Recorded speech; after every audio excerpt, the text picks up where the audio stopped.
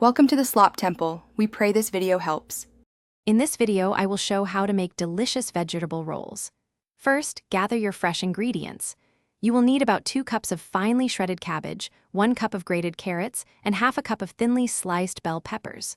Also, have your spring roll wrappers ready, along with essential seasonings like soy sauce, fresh ginger, and minced garlic.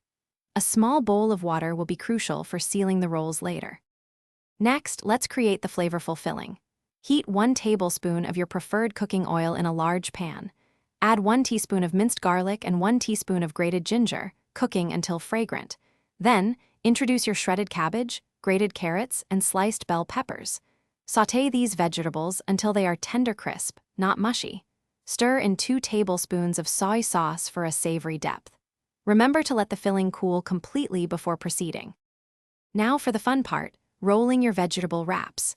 Lay a spring roll wrapper on a clean, dry surface with one corner pointing towards you like a diamond. Place about 2 tablespoons of the cooled vegetable filling just below the center.